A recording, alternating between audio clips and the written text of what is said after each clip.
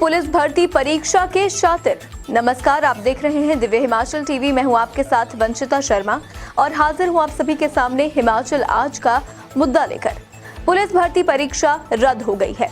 अब इस महीने के आखिर में पेपर दोबारा होगा। वहीं भर्ती परीक्षा का पेपर 8 लाख में बिकने के बाद सरकार की साख को भी बट्टा लगा है। उधर पुलिस की खामियों का पर्दाफाश करने के लिए पुलिस की ही एसआईटी बनाई गई है, जो खुद ही सवालों के घेरे में आ गई है।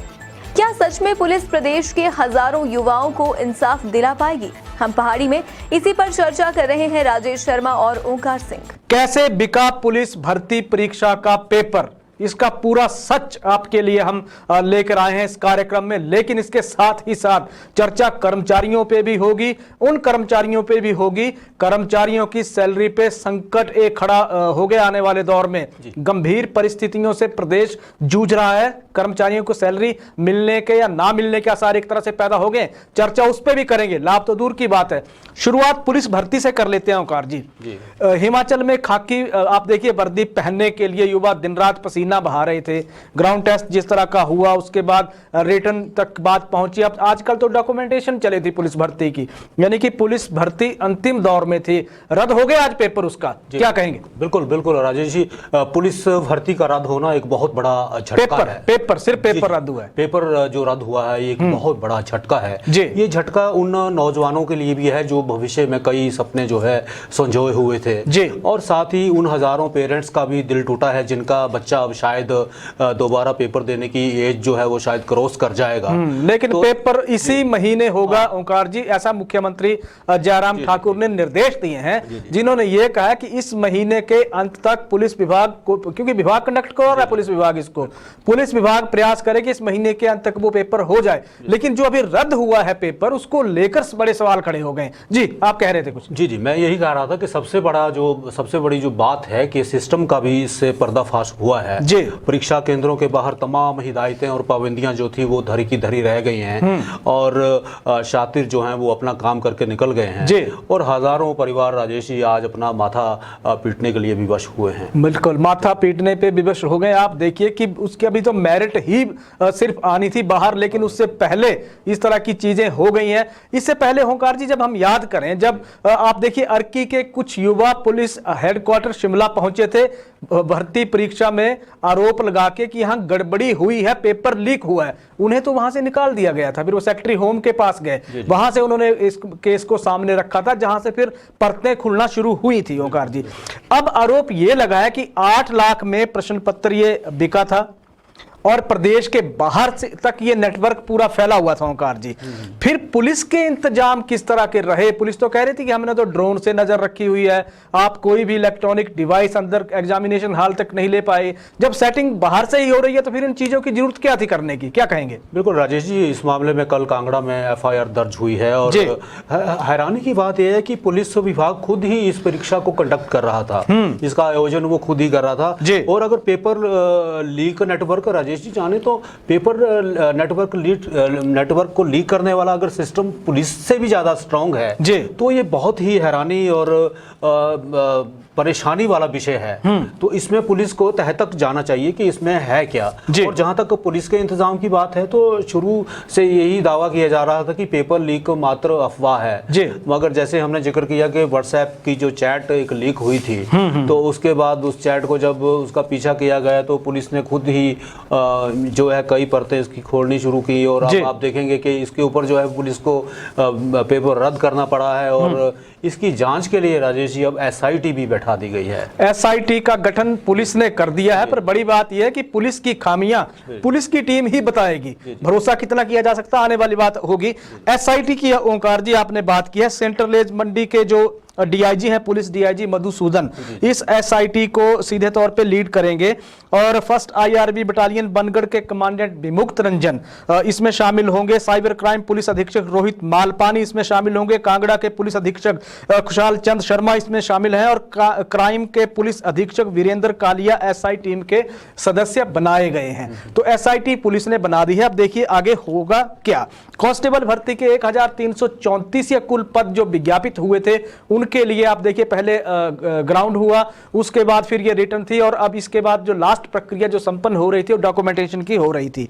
तो इसमें 1,87,476 युवाओं ने आवेदन किया था ओंकार जी, और इनमें से 1,54,153 युवाओं ने पुलिस भर्ती के लिए ग्राउंड टेस्ट में भाग लिया था। इन युवाओं में से जो 75,803 युवा थे, इन्होंने ग्राउंड टेस्ट पास कर लिया था। और 27 मार्च को जो परीक्षा हुई थी उसमें देखिए आप 74,000 युवाओं ने ये परीक्षा दी थी, और प्रदेश भर के कुल 81 परीक्षा केंद्र इसके लिए बनाए गए थे, जहां सुरक्षा के बड़े दावों के मजबूत दावे होने की बात कही जा रही थी। और ये जो भर्ती के जो खुलासे हुआ, अब कहा जा रहा है कि दिल्ली और हरियाणा से इसके तार जुड़े हुए हैं। जिस प्रिंटिंग प्रेस में ये बात कही जा रही थी, आरोप लग रहे हैं कि जिस प्रिंटिंग प्रेस में वो पेपर छपे थे वहां से लीक हुए हैं। और कांगड़ा के कुछ इसमें ऐसे युवा शामिल हैं जिन युवाओं ने 6 और 8 लाख के बीच में वो प्रश्न पत्र आप देखिए खरीदे हुए थे। और यहां तक कि जो इसमें जो बीच के जो लोग शामिल थे, जो दलाल एक तरह से आप जिनके लिए शब्द इस्तेमाल कर लीजिए,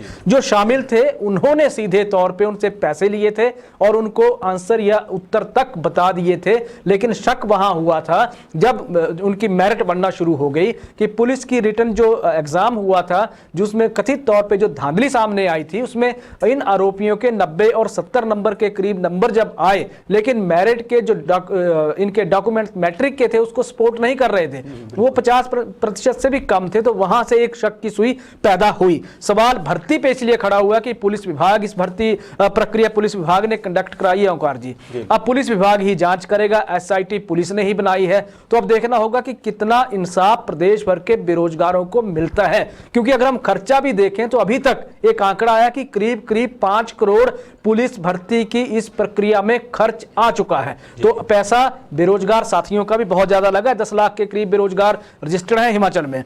अगले सवाल की तरफ चलते हैं ओंकार जी, गिरफ्तारियां कितनी हो गई है मामले में? जी राजेश जी, अभी तक जो है 10 लोगों को गिरफ्तार किया जा चुका है, और इसमें युवा जो हैं उनकी बहुत कड़ी प्रतिक्रिया आई है। बड़ी निराशाजनक एक प्रतिक्रिया वो दे रहे हैं कि जो भी ईमानदार लोग थे, ईमानदार नौजवान थे, उनके साथ एक बहुत बड़ा धोखा हुआ है और उन्हें ईमानदार होने का ये दंड मिला है। जी, ईमानदार होने का दंड मिला है। और इस पे राजनीतिक दलों ने एक तरह से सरकार को घेरना शुरू कर दिया ओंकार जी। प्रतिक्रिया आ गई है। नेता प्रतिपक्ष मुकेश अग्निहोत्री ने तो सीधे तौर पे युवाओं के भविष्य से खिलवाड़ करने का हिमाचल प्रदेश सरकार पे आरोप उन्होंने जड़ दिया है। उन्होंने ये कहा है कि पुलिस की SIT से कुछ नहीं निकलेगा, मामला CBI को सौंपा जाना चाहिए, CBI इस मामले की जांच करे। माकपा ने भी मोर्चा खोल दिया है, CM जयराम ठाकुर से इस्तीफा मांग लिया है माकपा की, अगर हम मानते हैं। इस तरह आपने भी मोर्चा खोल दिया है, आपने भी कह दिया है कि चोर दरवाजे से प्रदेश में भर्तियां हो रही हैं। सवाल सभी का वाजिब है, सभी ये कह रहे हैं ओंकार जी कि जब आपके पास देखिए हमीरपुर कर्मचारी चयन आयोग है, तो फिर बाकी विभाग परीक्षा कंडक्ट क्यों करवा रहे हैं? ये चीज समझ से परे है। वहां अगर भर्तियां दे दी जाती हैं तो वहां सभी का कहना है कि निष्पक्ष तरीके से, फिर पारदर्शिता से वो भर्तियां होंगी।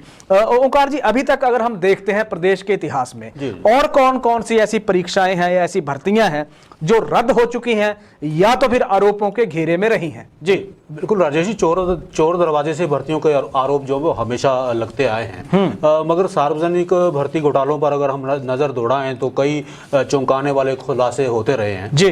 अगर हम पूर्व DGP हैं ID भंडारी, उनके हवाले से ही अगर आज के संदर्भ में हम बात करें तो उनका ये कहना है कि सेंट्रल यूनिवर्सिटी भर्ती में गड़बड़ियां हुई, HPU यूनिवर्सिटी भर्ती में गड़बड़ियां हुई, जल शक्ति विभाग के करसोग में जो मंडल में भर्तियां हुई वहाँ गड़बड़ी हुई, वहाँ धांधली हुई, कंडक्टर भर्ती घोटाला एक बहुत बड़ा जो है सिस्टम पर ऐसे कई धब्बे हैं जो पात्र व्यक्तियों का जीवन जो है बर्बाद कर चुके हैं जीवन पात्र व्यक्तियों का। लेकिन इसमें आप ये ना भूलिए ओंकार जी कि 2020 की पुलिस भर्ती आप देखिए, जब कांगड़ा में इतना बड़ा रैकेट हालांकि पुलिस ने पकड़ा था, उस वक्त भी 40 से अधिक युवाओं की या 40 से अधिक लोगों की एक तरह से संलिप्तता थी पुलिस भर्ती इसमें घोटाले में। आप देखिए तब 18 लोगों की गिरफ्तारी हुई थी, वहां से कोई पुलिस ने सबक नहीं सीखा। 2022 में फिर भर्ती कंडक्ट हो रहे हैं, उस भर्ती का हश्र क्या हो रहा है, युवाओं की मेहनत कहां जा रही है, सवाल पुलिस पे भी खड़ा हो गया। आपने कंडक्टर भर्ती की बात की, कंडक्टर भर्ती के अलावा इससे अगर हम कुछ दिन पहले देखिए JOIT सुंदरनगर और मंडी में किस तरह की धांधलियां सामने आई हैं। JOAIT में ही ऊना में नकल का केस सामने आया, जिसको लेकर ऊना सदर थाने में मामला दर्ज हो गया। इसके अलावा आप ये देखिए कि अलग अलग मामलों में पुलिस ने किसी भी आप चाहे मामलों को लीजिए, उनकी जांच के लिए अलग अलग आप कह लीजिए 8 SIT पुलिस विभाग बना चुका है। और SIT की रिपोर्ट कब आएगी, किन परिस्थितियों में आएगी, देखने वाली बात होगी। उस पे तो अभी हम कुछ नहीं कह सकते, लेकिन 8 SIT अगर गठित हुई हैं तो आप इसकी गंभीरता को भी समझ लीजिए कि पुलिस किस तरह से काम कर रही है। दूसरी तरफ चले ओंकार जी, कर्मचारियों को बड़ा जोर का झटका लगा है आज। ये कौन से कर्मचारी हैं, तनख्वाह पे संकट पैदा हो गया इनकी? जी बिल्कुल राजेश जी, ये आपका इशारा शायद बिजली बोर्ड के उन कर्मचारियों पर है जिनको 7 महीने से सैलरी नहीं मिल रही है। तो ये राजेश जी 300 कर्मचारी हैं। 300 कर्मचारी? जी जी, ये बिजली बोर्ड में तैनात हैं और ये कर्मचारी बतौर सुरक्षा गार्ड वहाँ पे रखे गए हैं और एक निजी कंपनी के हवाले से वहाँ इनको जो है आउटसोर्स किया गया था।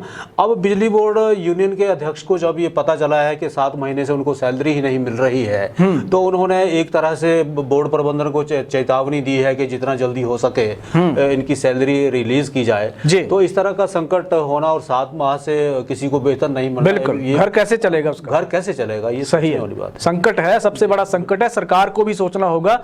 और सबसे बड़ी बात कि आउटसोर्स वाले इसलिए ओंकार जी पॉलिसी की सरकार से मांग कर रहे हैं कि 7-7 महीने अगर सैलरी नहीं मिलेगी किसी कर्मचारी को तो उसका परिवार कैसे पलेगा, किन परिस्थितियों में पलेगा, लाभ देने की तो दूर की बात है, पॉलिसी जी बनाई गई। इनके अलावा अगर बिजली बोर्ड को अगर हम बात करते हैं तो इनको तो अभी पे कमीशन का लाभ भी नहीं मिला है जी।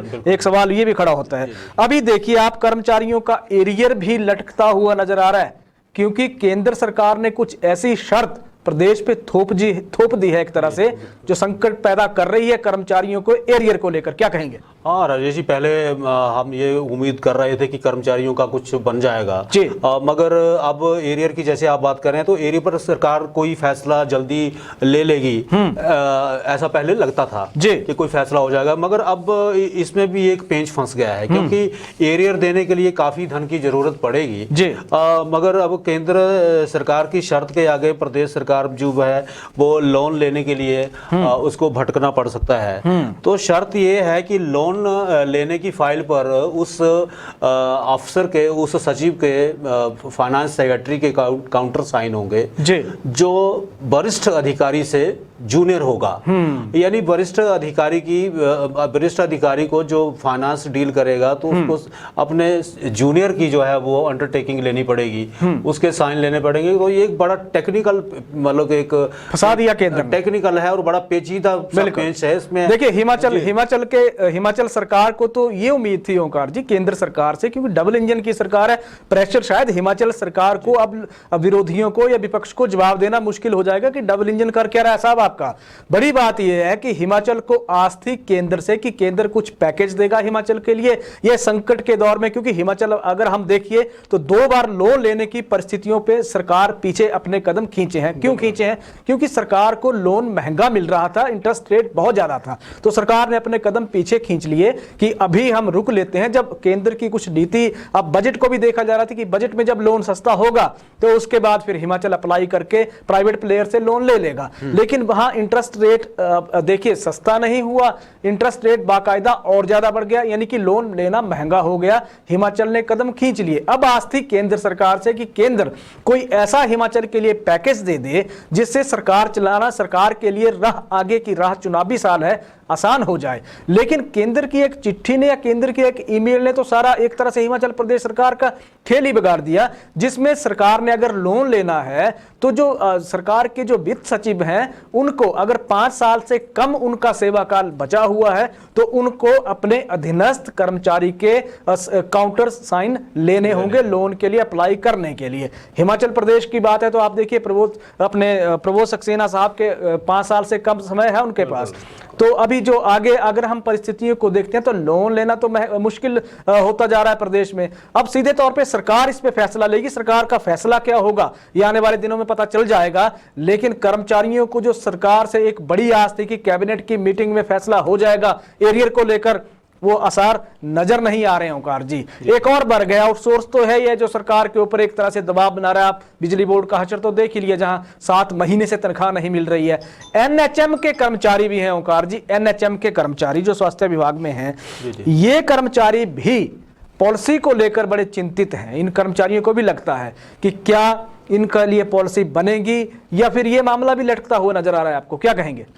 अरे राजेश जी, एनएचएम के जो कर्मचारी हैं उनके लिए कमेटी जो बनी थी जी, तो उसमें कैबिनेट की बैठक से उनकी एक जो प्रस्तावित मीटिंग थी उससे पहले एक बैठक होनी थी जी। पर अब प्रदेश भर के जो आपने बात की है 1600 कर्मचारियों के लिए सर्व शिक्षा अभियान की तर्ज पर एक पॉलिसी बनाई गई थी जी, तो इन्हें भी कुछ फुल स्केल दिया जाए, इस तरह का कई तरह के ये मामले फंसे हुए थे जी। तो लगता नहीं है कि एनएचएम कर्मचारियों की जो मांगे हैं वो इस बैठक से पहले कहीं देखी जाएं या उन पे कोई विचार किया जाए। बिल्कुल, देखिए अभी जो हम कैबिनेट की मीटिंग से पहले इनकी एक बैठक प्रस्तावित है और बैठक में 2 तरह के प्रारूप हैं ओंकार जी शायद।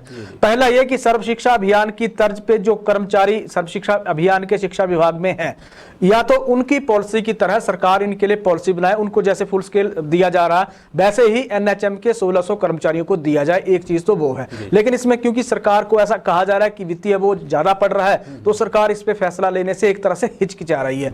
दूसरा जो फॉर्मूला उस पॉलिसी में से निकल रहा है वो ये निकल रहा है कि इन तमाम जितने भी 1600 कर्मचारियों को स्वास्थ्य विभाग में मर्ज कर दिया जाए, जो सीधा फॉर्मूला है। इसमें होगा ये कि सरकार पे वित्तीय बोझ नहीं पड़ेगा और इनको केंद्र की तर्ज पे स्केल दिया जा रहा है। अभी जो वर्तमान सरकार ने घोषणा कर रखी है इनके लिए, आप देखिए कि कैबिनेट की मीटिंग से पहले इनकी जो कमेटी बनी है उसकी बैठक होगी, उसके में जो प्रारूप बनेगा फिर वो कैबिनेट में जाएगा। वहां से इन कर्मचारियों को राहत की एक उम्मीद जगी है और राहत की उम्मीद एक तरह से आउटसोर्स वाले भी यही ढूंढ रहे हैं। राहत की उम्मीद तो हिमाचल प्रदेश के तमाम कर्मचारी ढूंढ रहे हैं जो ये कह रहे हैं कि सरकार ने डीए देना है, डीए सरकार कब देगी। पे कमीशन या राइडर को लेकर अभी कैबिनेट में बड़ा महत्वपूर्ण फैसला होना है, उसको लेकर भी कर्मचारियों की आस अब सरकार की तरफ लगी है, लेकिन सरकार केंद्र की एक ईमेल से फंसती हुई नजर आ रही है ओंकार जी। तो पुलिस परीक्षा और कर्मचारी फिलहाल हमारा यही सेगमेंट था।